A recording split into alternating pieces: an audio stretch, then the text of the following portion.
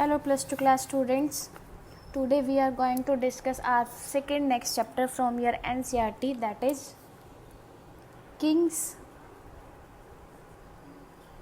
Farmers and Towns.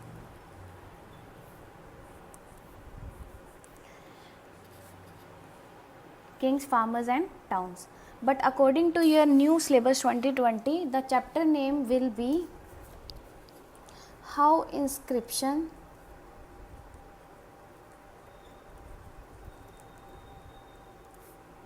Tells a Story. This is your new name of second chapter. अगर हम आपकी NCERT book के according देखें तो आपका चैप्टर का नेम रहेगा किंग्स, फार्मर्स एंड टाउन्स, लेकिन अगर 2020 के न्यू सिलेबस का चैप्टर्स देखें तो उसमें आपका जो सेकेंड चैप्टर है that is how inscription tells a story. Inscription आपको पता ही है, जो हार्ड सरफेस हो गया या सॉलिड सरफेस जिसे हम कहते हैं, उस सरफेस पे जब कुछ लिखा जाता है दैट इज़ कॉल्ड इंस्क्रिप्शन. जैसे हमने क्ले टेबलेट्स के बारे में पढ़ा था, जैसे कॉपर प्लेट के ऊपर कुछ लिखा गया, आपने देखा होगा. अब तो पता नहीं लोग करते हैं नहीं करते. पहले क्या होता था, जो लेडीज़ हुआ करती थी जब वो घर के बर्तन वगैरह लेने जाया करती थी तो वो वहाँ से उस शॉप से उन बर्तन पे क्या करके आती थी, घर के किसी मेंबर का नेम लिखवा कर आती थी. That is called inscription. ये बहुत बड़ा एग्जांपल है हमारे आज के लाइफ टाइम में देखने का इंस्क्रिप्शन का. सभी के घर में ऐसा कोई ना कोई बर्तन मिल जाएगा जिसके ऊपर उनके घर के मेंबर के क्या लिखे होंगे, नेम लिखे होंगे. वो उस टाइम पे क्या देते थे, आइडेंटिफिकेशन देते थे कि कौन सा बर्तन किस घर का है, यानी ऐसे कन्फ्यूज़न नहीं हुआ करती थी. That is a inscription. Okay, तो इस चैप्टर में जो हम टाइम पीरियड की मेनली बेसिकली बात करेंगे that is 600 BCE to 600 CE का टाइम पीरियड. अब मेरे को लगता है कि आपको BCE और CE का टाइम पीरियड, यानी BCE क्या होता है और CE क्या होता है, इस टाइम पीरियड का डिफरेंस आपको पता लग गया होगा. अगर हम क्रिश्चियन लोगों के हिसाब से अगर इस टाइम पीरियड को लिखना चाहें तो उसको कैसे लिखेंगे, 600 BC टू 600 AD. और मुझे उम्मीद है कि मेरे बताने से पहले ही आप लोगों ने ये अपने मन में आंसर निकाल लिया होगा कि इस टाइम पीरियड को हम 600 BC टू 600 AD भी लिख सकते हैं. तो इस चैप्टर में हमने क्या पढ़ना है, देखो हमने लास्ट जो चैप्टर डिस्कस किया था, हमारा जो फर्स्ट चैप्टर था, उसमें हमने हड़प्पन आर्कियोलॉजी के बारे में या हड़प्पन सिविलाइजेशन के बारे में बात की थी. जब एंड हो गया होगा हड़प्पन सिविलाइजेशन का, हमने पढ़ा था, हमारा एक टॉपिक भी आया था एंड ऑफ द सिविलाइजेशन. जब हड़प्पन सिविलाइजेशन का एंड हो गया था तो कुछ ना कुछ तो एग्जिस्ट करने ही लगा होगा. अब जो क्या वो चीज़ थी जो एग्जिस्ट करने लगी आफ्टर हड़प्पन आर्कियोलॉजी या आफ्टर हड़प्पन सिविलाइजेशन, उस टॉपिक के बारे में हम टोटली डिस्कस करेंगे हमारे इस चैप्टर में. That is kings, farmers and towns, यानी how inscription tells a story. तो मेनली हमने यहाँ पे जो बात करनी है वो कब की बात करनी है, after the end of Harappan civilisation. हम यहाँ पे किसकी बात करेंगे, उस टाइम पीरियड की बात करेंगे जो टाइम पीरियड हड़प्पन सिविलाइजेशन के बाद का टाइम पीरियड था. तो जो हड़प्पन के एंड के बाद का जो टाइम पीरियड माना गया था वो टाइम पीरियड कौन सा माना गया था, वैदिक टाइम पीरियड माना गया था. सुना सुना लग रहा होगा कुछ, सुना सुना यानी कभी पढ़ा होगा वैदिक वर्ड आपने लाइफ में.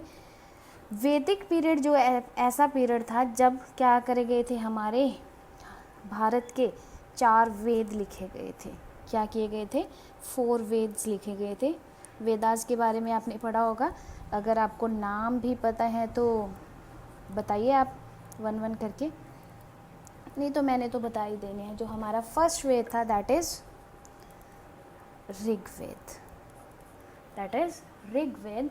ऋग्वेद जो था ना वो सबसे पुराना यानी ओल्डेस्ट नॉन वेद माना जाता है.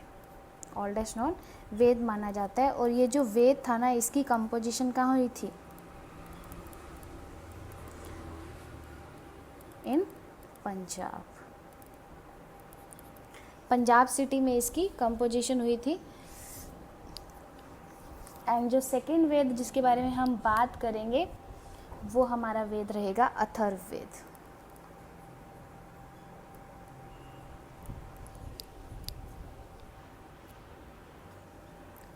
अथर्ववेद हमें क्या दिखाता है? अथर्ववेद हम ये सीखते हैं कि जो हमारी एवरीडे लाइफ होती है ना, उसको कैसे जिया जाता है। यानी हम एवरीडे लाइफ में जो तौर तरीके अपनाते हैं, जैसे सुबह उठ के नहाना, पूजा करना, खाना खाना, अपने लिए अर्निंग करना, दूसरों का भला करना, ये सारी चीज़ें हमें किसने सिखाई हैं?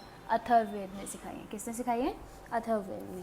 और जो थर्ड हमारा वेद रहेगा दैट इज़ सामवेद। सामवेद जो वेद है ना, वो क्या है? रूट ऑफ म्यूज़िक है। यानी जितना भी म्यूज़िक आज के टाइम में हमने सीखा है या पहले जो हुआ करता था क्लासिकल म्यूज़िक और ये सब कुछ, ये हमें कहाँ से मिला है? सामवेद से मिला है। जितनी भी रिदम्स हो गई, ये लिरिक्स वगैरह हो गई, ये कैसे बनाई गई थी? सामवेद के अकॉर्डिंग बनाई गई थी। यानी इसका जो राज था वो हमें कहाँ से मिला था? सामवेद से मिला था। और जो हमारा फोर्थ वेद रहेगा दैट इज़ यजुर्वेद।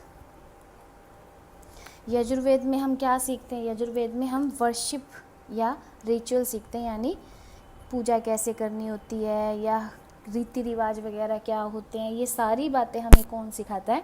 यजुर्वेद सिखाता है। तो ये चार वेद जो थे ना, ऋग्वेद, अथर्ववेद, सामवेद, यजुर्वेद, ये जो पीरियड माना जाता है जिसमें ये चार वेद लिखे गए थे दैट इज़ कॉल्ड वैदिक पीरियड। और ये जो पीरियड था ना, ये काफ़ी पॉजिटिव पीरियड था। क्यों? इस पीरियड में क्या हुआ था? अच्छी अच्छी बातों को सीखा गया था, लिखा गया था, कंपोज किया गया था, अच्छे अच्छे लोगों को एटिकेट्स दिए गए थे, दैट इज़ वैदिक पीरियड। तो वेद के बारे में या वैदिक पीरियड का आपको मीनिंग पता चल गया होगा। और क्या हुआ था इस टाइम पीरियड में? ये हुआ था, हमने जब हड़प्पन सिविलाइजेशन पढ़ी थी तब हम आर्कियोलॉजिस्ट ने 3 व्यूज़ दिए थे अगर आपको याद हो।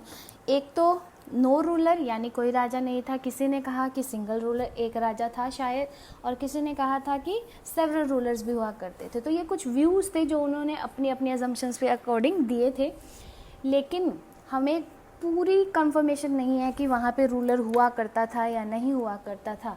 लेकिन इस चैप्टर में, हमारे इस चैप्टर में वैदिक पीरियड में हमने किसके बारे में जाना? किंगशिप के बारे में भी जाना, यानी एक राजा के बारे में भी जाना, एक राजा के राज के बारे में भी जाना। तो किंगशिप डेवलपमेंट जो हुआ था ना, वो कब हुआ था? आफ्टर हड़प्पन सिविलाइजेशन हुआ था। कब हुआ था? After Harappan civilisation. तो जो हम बात कर रहे थे हमारे वैदिक पीरियड की, ये जो वैदिक पीरियड का टाइम पीरियड था दैट इज़ कॉल्ड 1500 BC। तो किंगशिप डेवलपमेंट भी कब आया? आफ्टर हड़प्पन सिविलाइजेशन आया। इस चैप्टर में हमने और क्या पढ़ना है? हमने इस चैप्टर में ये भी पढ़ना है, देखो जो हड़प्पन सिविलाइजेशन के लोग थे वो कैसे अपनी डेली लाइफ पे बेस्ड थे। वो क्या क्या करते थे? हंटिंग करते थे, है ना, और क्या ऑब्जेक्ट्स बनाते थे, ड्रिलिंग वगैरह करते थे, यानी धरती से खोज खोज के चीज़ें निकाला करते थे, इंस्क्रिप्शंस वगैरह किया करते थे। तो ये सारे काम वो किया करते, और थोड़ी सी ग्रीनरी वगैरह भी किया करते थे। लेकिन जो एग्रीकल्चर टेक्निक्स आई ना, एग्रीकल्चर टेक्निक्स का जो डेवलपमेंट होने लगा ना, वो कब होने लगा? After the end of Harappan civilisation. Agriculture technique development जो होने लगा वो इस टाइम पीरियड में होने लगा। कौन सा टाइम पीरियड? जो 600 BCE टू 600 BC का टाइम था, CE का टाइम था। तो एग्रीकल्चर डेवलपमेंट कैसे होने लगा? जो लोग थे ना वो ज़्यादा से ज़्यादा रिवर के आसपास बसने लग गए थे। और रिवर आपको पता ही है, इरिगेशन के लिए वाटर सोर्स बहुत ज़्यादा नेसेसरी होता है। तो उन्होंने क्या किया? एग्रीकल्चर टेक्निक्स को यूज़ करना सीखा, यानी एग्रीकल्चर टेक्निक्स की डिस्कवरी की, उसे डेवलप किया। तभी तो इस टाइम पीरियड को बहुत ही इम्पोर्टेंट टाइम पीरियड कहा गया है। क्यों? क्योंकि एक तो क्या था, यहाँ पे किंगशिप आए, और किंग कौन होते हैं? जो काफ़ी पावरफुल होते हैं, वेल्दी नेचर के होते हैं, और जिनका बहुत बड़ा एम्पायर होता है, दैट इज़ कॉल्ड किंग। और यहीं पे हमें एग्रीकल्चर के बारे में भी पता चला। तो इसलिए कहा जाता है इंडिया का जो पास्ट था ना, वो कौन सा पास्ट था, ग्लोरीफाइड पास्ट था, यानी काफ़ी चमकदार पास्ट था। तभी तो इंडिया को क्या कहा जाता है, एक सोने की चिड़िया कहा जाता है, यानी गोल्डन स्पैरो। और जो इंडिया था ना, वो एक कोई छोटी मोटी चीज़ नहीं थी, ये बहुत ही बड़ा एक एम्पायर हुआ करता था, या एक बहुत ही बड़ी हम कंट्री कह सकते हैं, जिसके अंदर पाकिस्तान, अफ़गानिस्तान, बांग्लादेश, श्रीलंका, ये सारे के सारे रीजन आते थे। वो तो धीरे धीरे सब सेपरेशन होने लगा और ये लोग इंडिया से अलग हो गए। इसलिए पहले जो इंडिया था ना, उसको सिर्फ इंडिया या भारत नहीं कहा जाता था, उसे एक भारतवर्ष के नाम से जाना जाता था, यानी एक बहुत बड़ी कंट्री के नाम से जाना जाता था। अगर आपने कभी इस लॉकडाउन पीरियड में अपने पेरेंट्स के साथ बैठ के महाभारत या रामायण देखी होगी, तो उसमें कभी भी भारत नहीं वर्ड यूज़ किया गया, उसमें भारतवर्ष यूज़ किया गया। तो जो इंडिया का पास्ट था वो ग्लोरीफाइड पास्ट था। इंडिया की पास्ट में बहुत अच्छी अच्छी चीज़ें थी, जैसे हड़प्पन सिविलाइजेशन हो गया, किंग्स वगैरह आए, एग्रीकल्चर डेवलपमेंट हुआ। ये सारी चीज़ें कब हुई, इंडिया में, इंडिया के पास्ट में हुई। अगला जो हम बात करेंगे, तो हम ये बात कर रहे थे एग्रीकल्चर टेक्निक्स की। एग्रीकल्चर जो डेवलपमेंट हुआ था ना, वो मेनली किन रीजन में हुआ था, वो रीजन थे इंडियन सब कॉन्टिनेंट रीजन, इंडियन सब कॉन्टिनेंट रीजन। जैसे नॉर्थ इंडिया हो गया, नॉर्थ इंडिया मतलब हमारा एरिया, जैसे जिसमें हरियाणा, यूपी, ये सारी स्टेट्स आती हैं, उसे हम नॉर्थ इंडिया के नाम से जानते हैं। और एग्रीकल्चर डेवलपमेंट कहाँ होने लगा, बिलो द डेक्कन प्लेट्यू, यानी मध्य प्रदेश के नीचे का जो हिस्सा होगा, वहाँ पे भी क्या हो गया, एग्रीकल्चर डेवलपमेंट होने लग गया। साउदर्न इंडिया में भी क्या होने लग गया, जैसे कर्नाटका, आपको पता ही होगा, ये कर्नाटका जो है वो कोस्टल एरिया माना जाता है, तो वहाँ पे भी क्या होने लग गया, एग्रीकल्चर डेवलपमेंट होने लग गया। तो एग्रीकल्चर डेवलपमेंट जिस जिस एरिया में हुआ है, दैट इज़ इंडियन सब continent, north India, below the Deccan plateau, southern India, Karnataka. और जो हमारा लास्ट पॉइंट रहेगा इस चैप्टर में, जिसके बारे में हम डिस्कस करेंगे, that is disposal of dead. हमने हड़प्पन सिविलाइजेशन में भी पढ़ा था कि डिस्पोजल ऑफ डेड से आर्कियोलॉजिस्ट ने ये पता लगाया कि वहाँ पे जो लोग थे वो 3 क्लासेस में बटे हुए थे, that is rich, middle and lower classes, यानी upper class, middle class and lower class. बहुत ज़्यादा अमीर लोग भी थे, मिडिल लोग भी थे और बहुत ज़्यादा गरीब लोग भी थे। ये हमें कहाँ से पता चला था, उनके बरियल सिस्टम से, जिसको हम डिस्पोजल ऑफ डेड भी कहते हैं। इस चैप्टर के अकॉर्डिंग हम डिस्पोजल ऑफ डेड में एक चीज़ पढ़ेंगे, वो थी मेगालिथ। ये बहुत ही इंपॉर्टेंट चीज़ है एमसीक्यू के पॉइंट ऑफ व्यू से। मेगालिथ क्या होता है, मेगालिथ एक स्टोन का स्ट्रक्चर होता है। क्या होता है, एक स्टोन का स्ट्रक्चर होता है। और वो स्ट्रक्चर कैसे होता है, 2 पिलर ऐसे होते हैं और इसके ऊपर एक और स्टोन रखा जाता है ऐसे, जस्ट लाइक। तो जो बरियल सिस्टम था ना, डिस्पोजल ऑफ डेड था, वो मेगालिथ था, यानी कुछ कुछ उनको बरियल सिस्टम में ऐसे स्टोन दिखाई दिए, और जब उन्हें खोदा गया, उनसे बाहर निकाला गया मटेरियल, तो उसमें क्या मिले थे, आयरन के टूल्स और वेपन्स मिले थे। क्या मिले थे, आयरन के टूल्स एंड वेपन्स। तो उससे पता चल गया था कि वहाँ पर क्या थे, कुछ वेल्दी लोगों का भी, वेल्दी लोग भी एग्जिस्ट करते थे, क्योंकि कई बरियल सिस्टम ऐसे थे जहाँ पे ये मेगालिथ दिखाई दी थी और आयरन टूल्स और वेपन्स मिले थे, जिससे ये अंदाज़ा लगाया गया कि शायद यहाँ पर क्या थे, किंग थे। इसका हम डिटेल जो स्टडी करेंगे वो हम अपने नेक्स्ट वीडियो में करेंगे। तो यहाँ से हमें ये पता चला कि जो इस टाइम पीरियड का टाइम पीरियड था, यानी 600 BCE टू 600 CE का टाइम पीरियड था, उसमें आयरन का भी क्या हुआ था, डेवलपमेंट हुआ था। आयरन की भी डिस्कवरी हुई थी इंडिया में। और ये जो आयरन की डिस्कवरी हुई थी ना, ये कहाँ पे हुई थी, सेंट्रल एंड साउदर्न इंडिया में हुई थी। यानी यहाँ पे क्या पाया गया था, सबसे पहले आयरन पाया गया था। क्या पाया गया था, आयरन पाया गया था। Got it. तो यहाँ हमने मेन चीज़ें क्या क्या पढ़ी कि इस चैप्टर में हमने किस किस बारे में पढ़ना है। एक तो हम वो पढ़ेंगे कि आफ्टर हड़प्पन सिविलाइजेशन जो टाइम पीरियड था वो वैदिक पीरियड था, तो ये हम पढ़ेंगे अपने चैप्टर में। फिर हमने इसमें किंगशिप डेवलपमेंट के बारे में भी पढ़ना है। फिर हमने ये जाना कि वहाँ पर एग्रीकल्चर डेवलपमेंट भी हुआ, और जो एग्रीकल्चर डेवलपमेंट हुआ था वो इंडियन सब कॉन्टिनेंट में हुआ था। ये 3 जगह हैं इंडियन सब कॉन्टिनेंट, यहाँ पर एग्रीकल्चर टेक्निक्स की क्या हुई थी, डिस्कवरी होने लगी थी। जो हमारा पास्ट माना जाता है वो ग्लोरीफाइड पास्ट माना जाता है। और जो डिस्पोजल ऑफ डेड हुआ था वो भी एक नए तरीके से होने लग गया था, जो तरीका था मेगालिथ। और ये ज़्यादातर किसके लिए किया जाता था, किंग्स वगैरह के लिए किया जाता था, या जो अमीर लोग थे, रिच पीपल थे, उनका जो बरियल सिस्टम हुआ करता था वो मेगालिथ के अकॉर्डिंग हुआ करता था।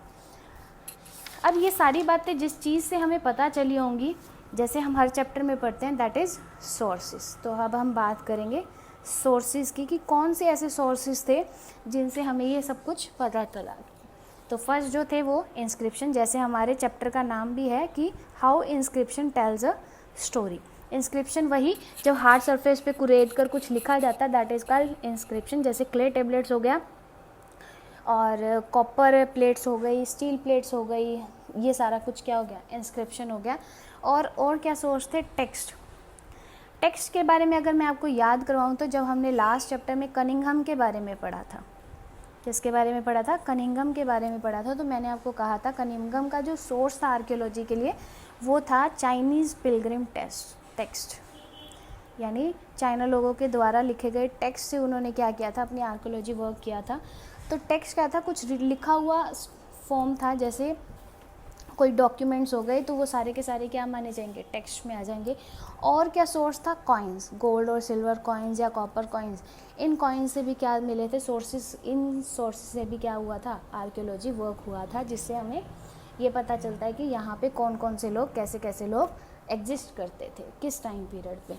और जो लास्ट सोर्स था that is visual material. Material means कोई ऑब्जेक्ट, और विजुअल मतलब जो देखे जा सकते हैं। तो कुछ ऐसे ऑब्जेक्ट्स भी थे जिनको आंखों देखा जानकर क्या किया गया था, आर्कियोलॉजी वर्क किया गया था। जैसे बिल्डिंग्स हो गई जो उन्होंने अपनी आंखों से देखे, मॉन्यूमेंट्स हो गए, धरती से निकाली हुई ड्रिल्स हो गई, स्टोन्स हो गए, बीड्स हो गए जो हमने अपने हड़प्पन सिविलाइजेशन में पढ़े थे। ये ऐसे सारे के सारे मटेरियल जो हम अपनी आंखों की हेल्प से देख सकते हैं, और तब वो उस किसी स्टोरी के बारे में हमें पता चलता है, that is called visual material. तो ये सोर्सेज थे जिससे हमें इस चैप्टर के बारे में बहुत कुछ पता चलेगा, that is inscription, text, coins and visual material. और इन्हीं सोर्सेज से पता चला था कि इंडिया में किंगशिप एग्जिस्ट करता था। इसी सोर्सेज से पता चला था कि इंडिया में 4 वेद बनाए गए थे, वो हमारे टेक्स्ट में आ जाएंगे। और इन्हीं सोर्सेज से पता चला था कि एग्रीकल्चर टेक्निक डेवलप हुई थी। और इन्हीं सोर्सेज से पता चला था कि जो इंडिया का पास्ट था वो काफ़ी ग्लोरीफाइड पास्ट था।